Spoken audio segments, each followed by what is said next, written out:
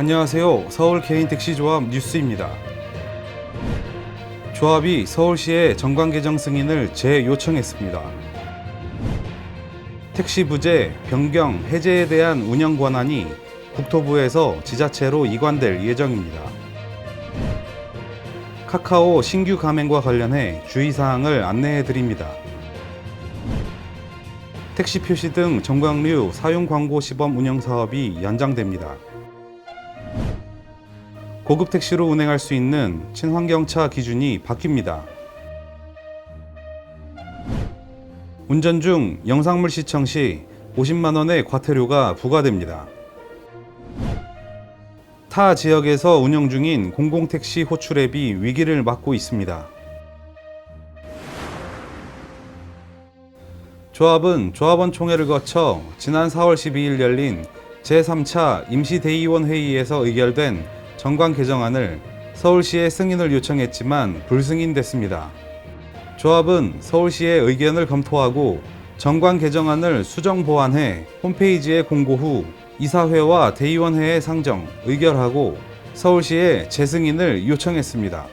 정관 개정안이 승인되면 제10조 제1항에 따라 복지회 의무 가입은 시행일 이후 조합 가입자에 적용되며 복지회 의무 가입을 통해 복지회 이직위로금 지급 지연의 주요 사유 중 하나인 복지회 미가입과 탈퇴를 해결하고 복지회 안정화와 정상화하는 데 큰 도움이 될 것으로 기대됩니다. 지난 16일 국토부는 택시 부재의 운영이나 변경, 해제 여부 등을 지자체가 결정하도록 하는 택시제도 운영 기준에 관한 업무 처리 요령 훈령 일부 개정안을 예고 발표했습니다. 지난 2022년 코로나19가 종료되고 심야 택시 승차난이 발생하면서 국토부가 개인 택시 부재를 전면 해제해 시민들의 승차난을 해소하게 되었습니다. 하지만 법인 택시 업계는 당시나 지금이나 경영난을 겪고 있지만 기사 부족으로 인한 경영난을 개인 택시가 부재를 해제해 수입이 줄었다고 주장하며 부재 제도입을 주장하고 있습니다. 법인 택시 업계의 의견을 수용한 일부 지자체, 전국 19개 사업구역이 택시 부재 제도입 심의를 추진하고 있는 상황에서 관련 권한이 지자체로 이관되면 서울시 법인 택시는 개인 택시 부재 재시행을 요구할 것입니다.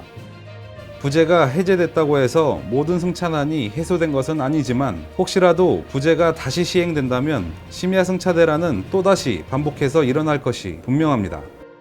현재 택시 수급 불균형 해소를 위해 개인 택시 부재를 재시행할 경우 개인, 법인 택시 업계 간 갈등, 형평성의 문제가 발생하게 돼 법인 택시도 개인 택시와 같이 부재를 적용해야 할 것입니다.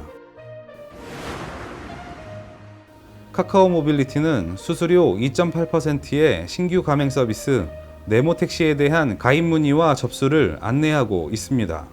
하지만 현재 카카오에서 가입을 안내하고 있는 신규 가맹 서비스는 약 2~3개월 후 지역별 택시업계 주도의 가맹본부로 전환될 예정이며 이번 가맹계약 체결 시 2~3개월 후 다시 가맹계약을 변경해야 함에 따라 조합원님께 심각한 시간적, 금전적 손해가 이중적으로 발생할 수 있으니 조합에서 별도 안내 시까지 이번 신규 가맹 서비스 계약을 자제해 주시기 바랍니다.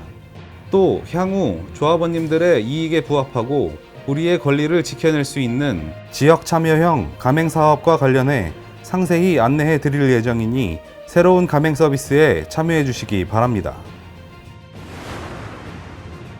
택시 광고 매체 활성화를 위한 택시 표시 등 정관류 사용 광고 시범 사업이 사업 효과 안정 등 충분한 검증 분석을 위해 시범 운영 기간인 2027년 6월 30일까지 3년 연장됩니다. 이에 따라 조합은 사업용 자동차 윗부분에 설치된 택시 표시 등 정관류 사용 광고 운영 사업자를 선정하기 위해 입찰을 시행하기로 했습니다. 2024년 현재 택시 표시 등 정관류 사용 광고 시범 운영 사업에 약 250명의 조합원이 참여하고 있습니다. 지난 7월 3일 택시 운송 사업에 사용될 수 있는 환경 친화적 자동차의 기준 일부 개정안이 행정 예고되었습니다. 하이브리드 자동차의 배기량이 점차 낮아짐에 따라 내연기관 자동차와 동일한 차종의 하이브리드 자동차를 고급형 택시 운송 사업에 사용할 수 있게 될 전망입니다.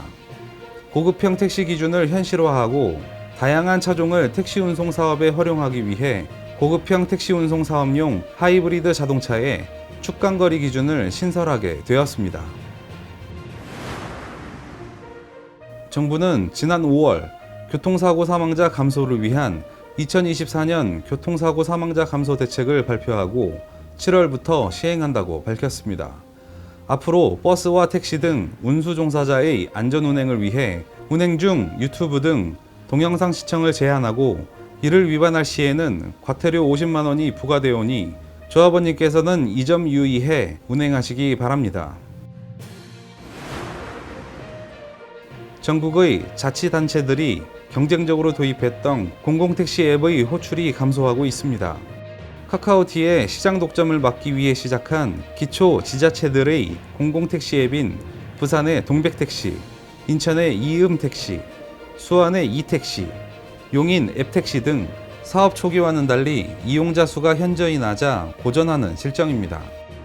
공공택시 앱은 중개, 호출 수수료 등이 없으며 각종 혜택을 주고 있지만 기술력과 편의성, 홍보 부족으로 기사와 승객에게 외면받아 시민들로부터 탁상행정, 혈세 낭비라는 비판을 받고 있습니다.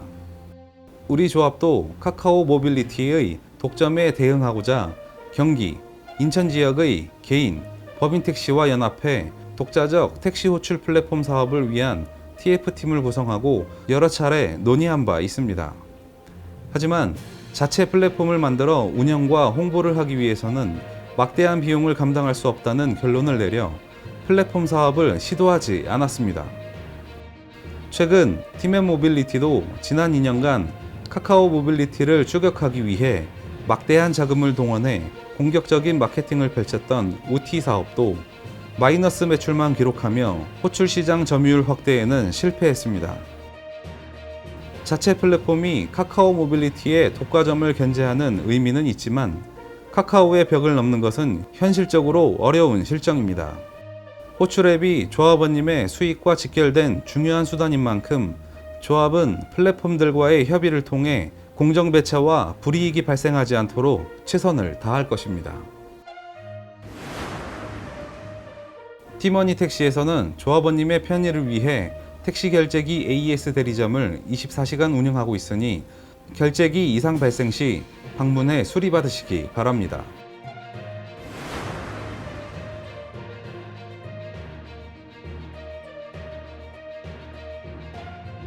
지금까지 서울 개인택시조합 뉴스였습니다. 감사합니다.